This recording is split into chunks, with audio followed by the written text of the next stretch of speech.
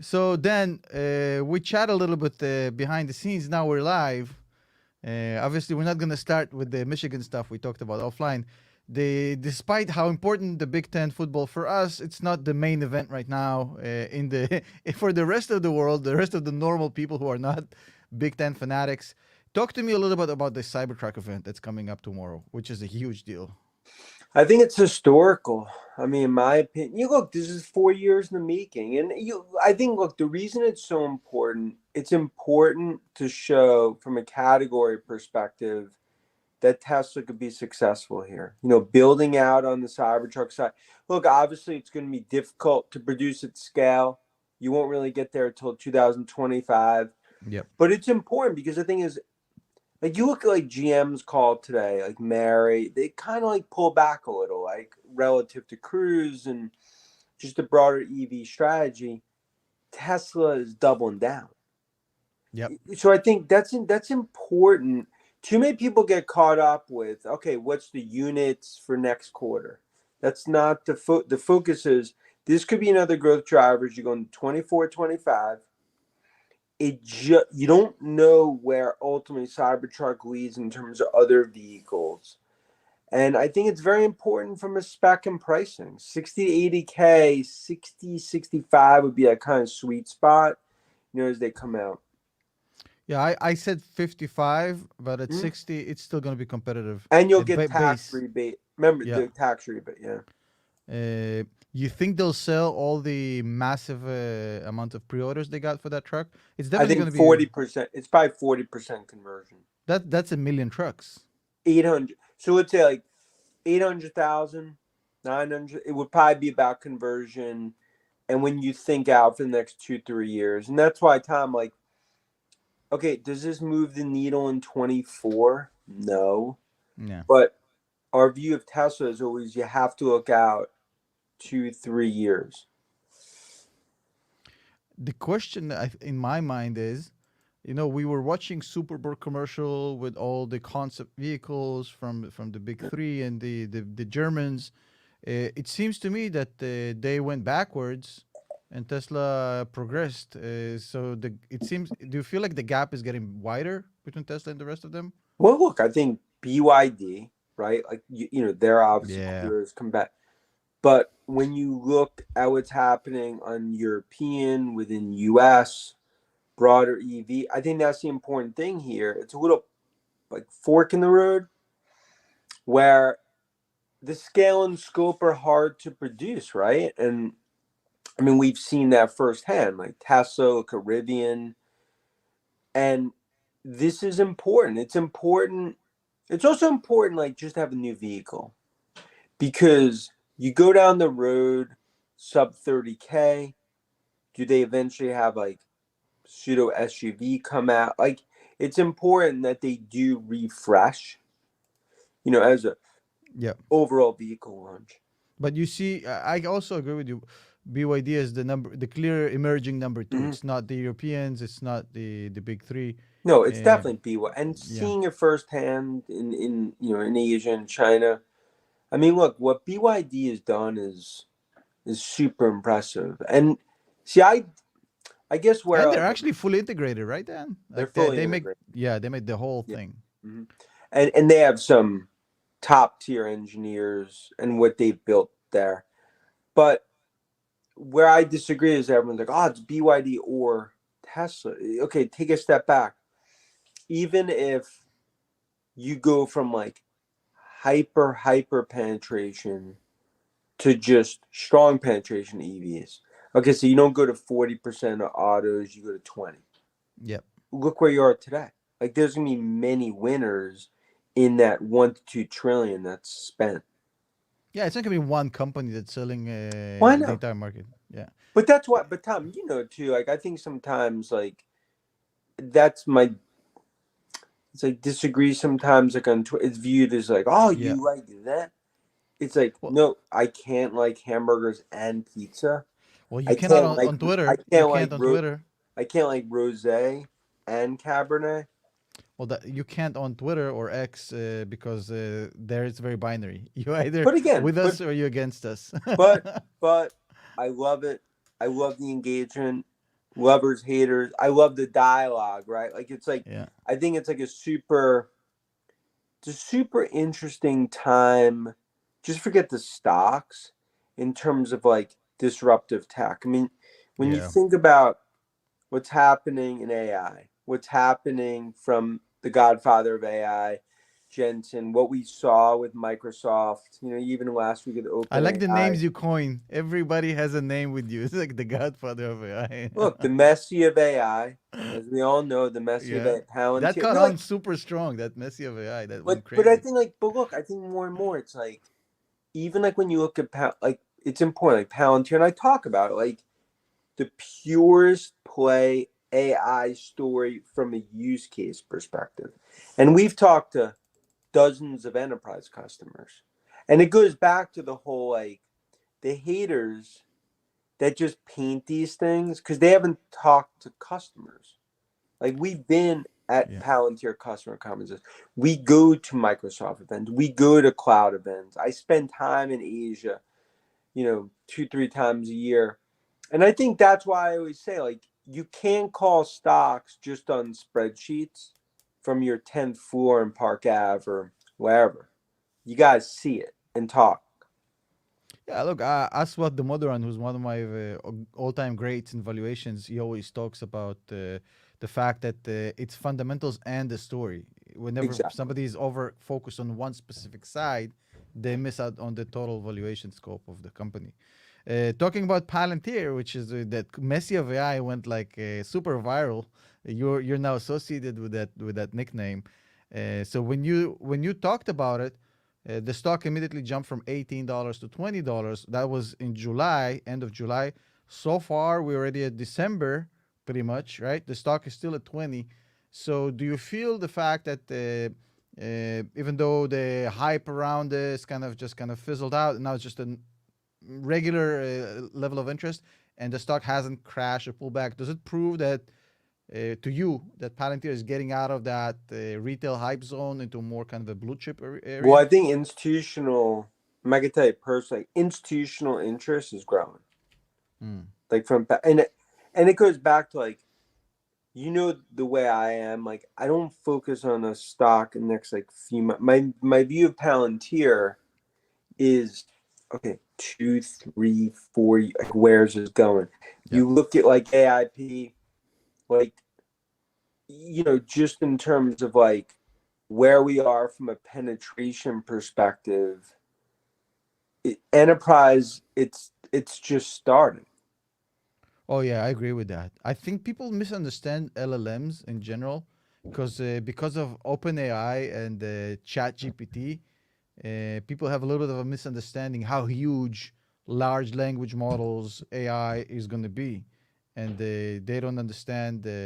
I think the true potential of this. This is the Well, new. you have to, but you also, but Tom, at that point, you have to understand, like, okay, take the amount of spend that's happening on GPUs from NVIDIA. Yeah, Uh, 1,000% every year. It's no, growing no, like. no, but just it starts off there. Yeah. Then where they're going to get built in the hyperscale environment? Microsoft, Yep. AWS, Google. Look what's happened on Copilot. That's why OpenAI was so important. Golden Child Altman. You're not going to have four members from a circus that ruin a $90 billion company. Okay, so now what's second, third, fourth derivative? You're seeing it discuss Mongo, Palantir, Yep. Snowflake. You could argue AMD on the chip side. I could argue like what could happen on like the Adobes, the Oracles, the South, more It like the trickles install. down. It trickles down to the entire industry. Well, You're right. it's the Yeah. install base plays, right? Yeah. Like in terms of then they penetrate. Yeah. I think look, you touch on these points, and I want to go the follow up. I have to decide which one I want to take you first. So let's go first with the with what you think about Palantir AIP as far as kind of building the operating system for all these large language models AI. What do you think the potential of that can be in I like mean, 10 all I years? know is like when we talk to dozens and dozens of customers, potential customers, they're not like no one is not calling them front and center to at least be significantly in the bake-off and or number one. So it goes back to like they are from a scale, from what my view in terms of how they're viewed within like CIO environment, it's A plus. So anyone that's looking at a large scale AI deployment, He has to give them a call. Palantir is going to be front and center. And it just goes back to the whole like, and I've talked about this, eventually how I see the whole thing playing out is like you're going to value the government business with like a lower multiple, then you're going to value the enterprise business next year as they scale. And it's Yeah. almost going to be like a sum of the parts, which is how I always viewed, like, you know, whether it's Tesla, of course, with Apple or Microsoft, how eventually an AWS or an Amazon, how it was going to work. That's my view. That's why I'm so bullish on Palantir, because my view is it's ultimately a sum of the parts, how it's all going to play out. So I agree, and I think that this is just the start. By the way, you mentioned the government business. I love the government business. I don't understand it, but looking at the business from a money perspective, that's an insurance policy. If the It's feet also hit the reference shan, customers. It's yeah, reference customers too. Like, you're not getting enterprise if you don't have the reference the customer. performance, yeah, Now, from a street perspective, like, look, you're never going to pay high multiple for government, lumpy business, subject to yeah. budget cuts, except things get delayed. So you're always going to have like pay like a lower multiple for government deal. Because I could argue like for every dollar of government business, the value maybe like 30% of that from an enterprise or 20% would be the equivalent of one enterprise. Yeah, You know, like when you start to yeah, like yeah. think about it. You mentioned how did you call him? Golden Boy Altman. I forgot Golden it. child. Golden Well, Child. like he what look, What the hell happened there? What was that? I mean that's look, it just comes down to like that's part of the worries from a corporate governance when you have some of these companies that basically strike gold. Governance isn't in place, whether it becomes personal, political, inner company, It doesn't you know. matter. But bottom line is like you're not gonna have four kids at the little Thanksgiving table playing checkers, ruin the dinner for the adults. That's why the Grandmaster Wizard Nadella put that to rest. Is he the biggest beneficiary of this kerfuffle? Drinking mimosa this weekend. He's Yeah. He collected all the. He let them all create the mess, and then he collected all the money from the well, floor. the difference with them, it's like they thought they were gonna back the Grandmaster check, the poker, put the World Series of Poker, but Nadella into a corner, four steps ahead. Yeah. Yeah. He's not the sort of guy that plays softball. He's a. Oh, look. It's not the like if you talk about a company that plays super hardball, it's Microsoft. They've never. He's turned around. It's you're talking about Harvard business cases Yeah. for decades to come. Look at what Nadella did in Redmond. No, no. His style is ruthless. He's a ruthless. He's a shark. So I want to mention something that you piggyback off something you said earlier. When we were talking about going back a little bit to Tesla before we move on, we are already, we have short memories. People have kind of forgot, but the UAW strike Mm-hmm. just ended a few weeks ago with all the moving parts so quickly. So give me your biggest winners and biggest losers from the UAW strike and the way it ended. Well, biggest loser, and like actually it was one like, cause you know, like I'm positive bias on like GM, right? So in other words, like, and I like Farley, like I like what they're do. It was frustrating to watch because I felt like UAW was ultimately, from a cost burn perspective, it was gonna make them slow down the strategy. And I think you saw that today, right? Like Yep. this is kind of GM Ford. They're gonna have to like put the brakes on a bit. So like when you look at the biggest losers, it's clearly GM Ford Stellantis relative to the ambitions they had in EV. The biggest winners are foreign automakers, Yep. Rivian, Tesla, non-union, And I think it's just you're seeing a clear like delineation in terms of what's happened in the market. Well, that's what happens when old school business meets new school business. Tesla just gives out employee stock options, and then nobody wants to unionize. Very simple. Well, look, They the union, like it, it's one hand tied behind the back, right? Like in other yeah. words, like if you look at how it all played out, that's why the cost burden, even like for GM, like on They Cruise, already had more cost of goods and cost of salaries compared to Tesla yep. massively before that. Now they have more. Tesla have managed to make millionaires on its assembly lines out of normal everyday people with the employee stock options without the unions. I don't know if the unions come out of this and people are saying, "Oh, we really need these the UAW." I think Tesla's proven it creates millionaires out of employees without the UAW. Well, I I don't don't, believe unions have success. After I had success at Tesla, Rivian. oh, they tried. I think they tried No, with they'll, Tesla, and yeah, of course, they'll try, but it's a different in Detroit, given the legacy, given the unions, the yeah. tentacles, the spider web. So talking about Tesla, I know your famous price target, but if you have to look like let's say 10 years forward, what is the potential of Tesla as a stock, right? Like Look, your I think uber bullish target. the biggest look 310s are PT.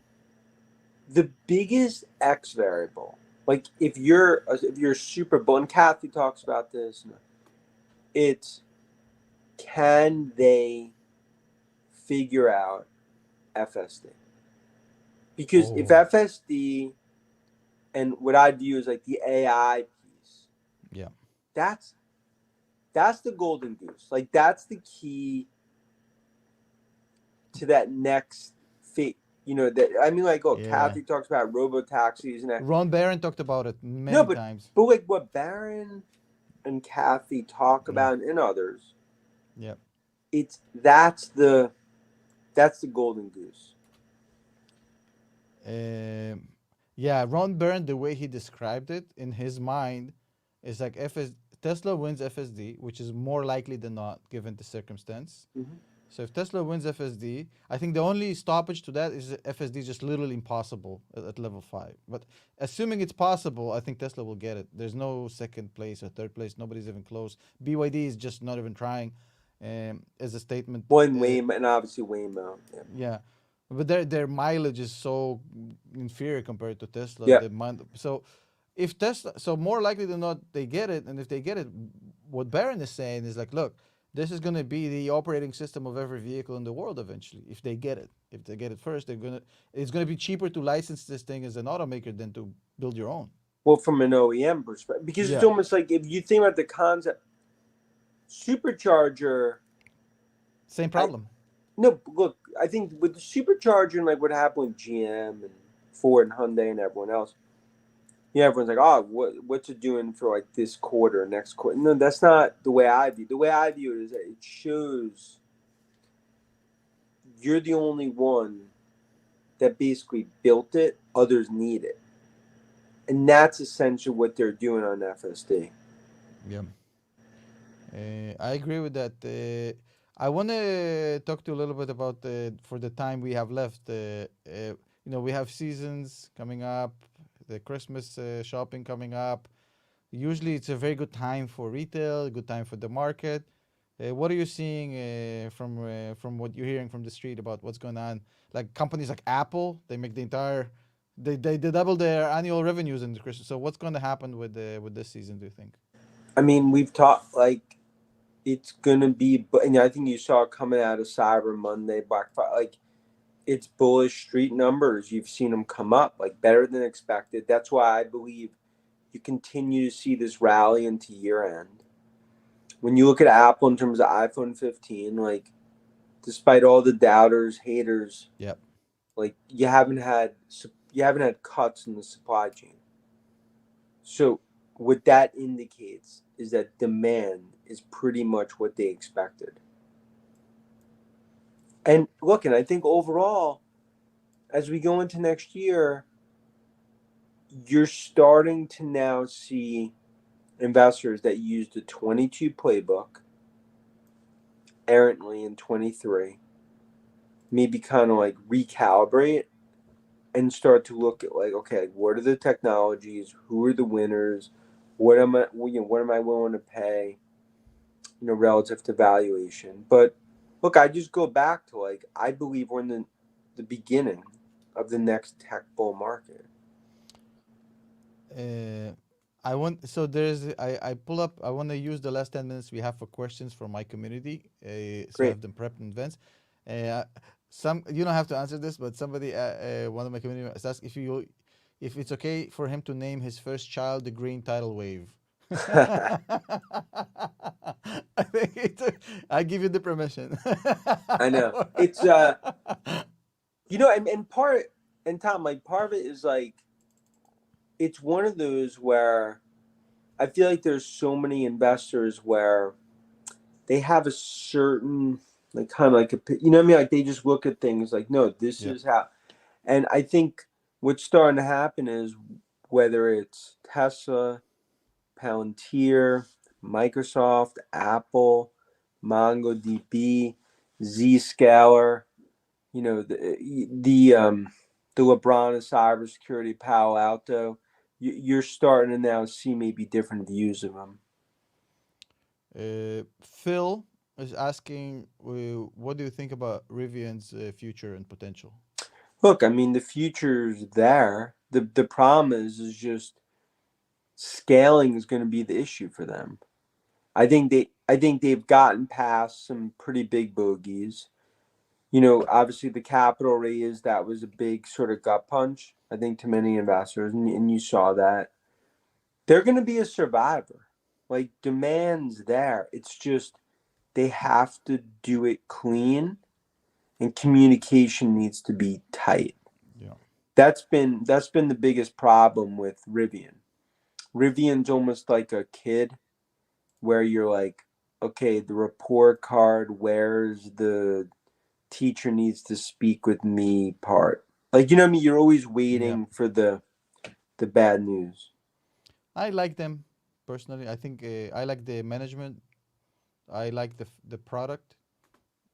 I like the general trajectory of this. I don't think it's a Tesla equivalent, but it's a very interesting company. I think No, they it were is, a victim but of the again, initial hype, communicate. then What's that? I think they were a victim of the initial hype when they just Yeah, went but they public. missed the first three quarters out. So the point True, is like, true. it's like if you looked up like the definition of sort of like coming out of the box, losing credibility, Yep. you'd have Rivian's ticker. Yeah. That's 100% true. We have a question here from Mary asking, what about the old school players in the tech industry, such as Meta or Amazon? What are your position on these? I think it's you're seeing massive growth. It goes back to like with with AI, like from Meta, they discovered gold. And all Zuckerberg had to do is basically take the metaverse, put in Yep. the deep back of that closet, shut the door, And never and mention focus it on again. AI. No, that's essentially what happened, right? I mean, Yeah.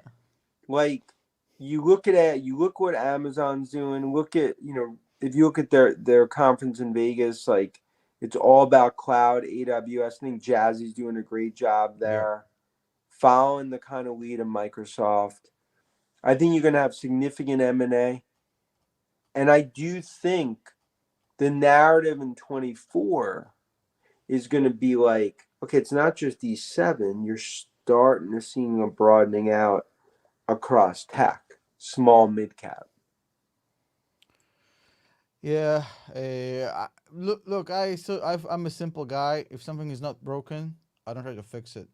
Facebook used to be a cash machine. They stayed a cash machine. What was broken that needed to be fixed? I'm not really sure, but yeah, there's always excuses, right?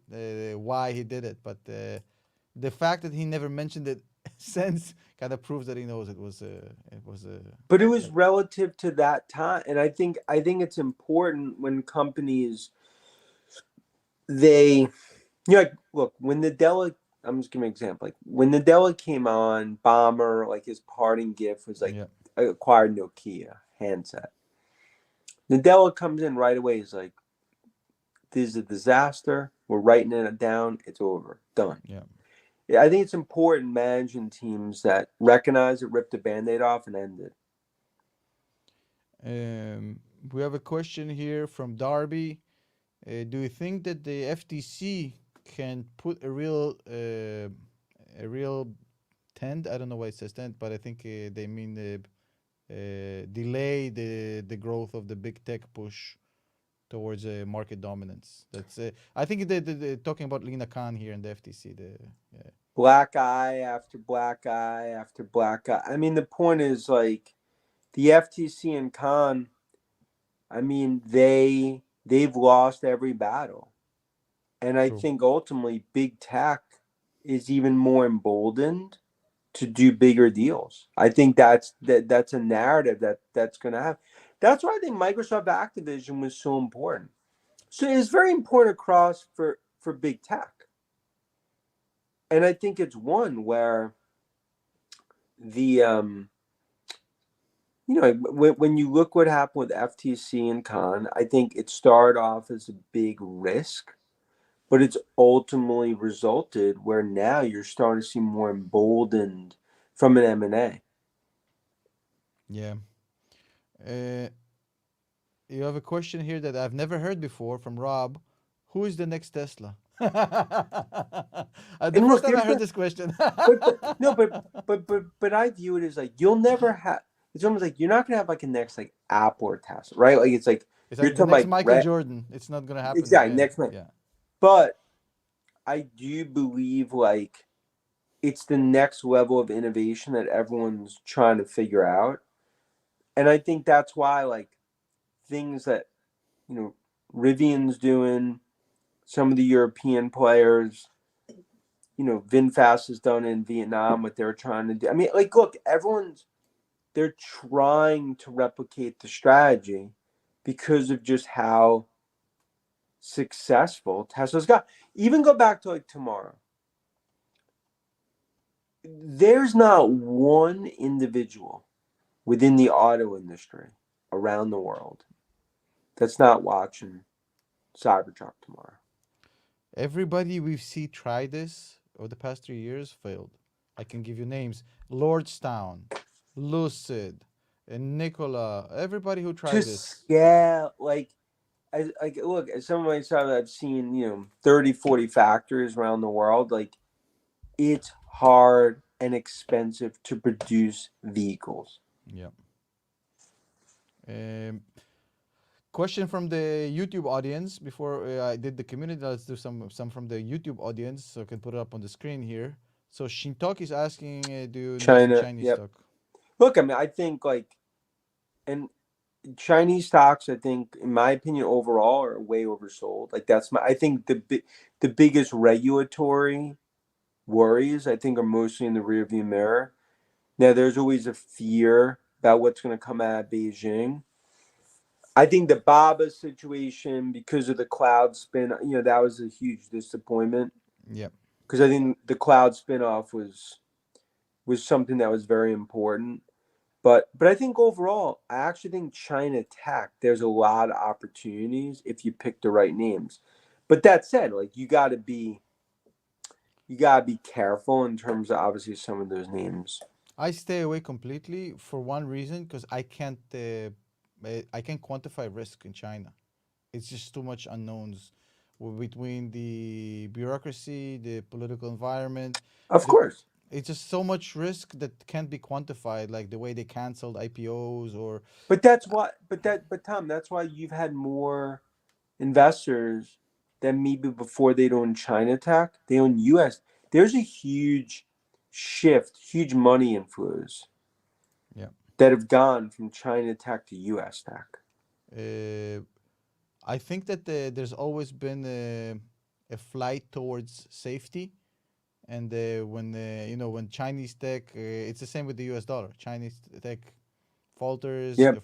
for not their fault, by the way. All these companies were great before the Chinese government decided to intervene. That people just rushed to the U.S.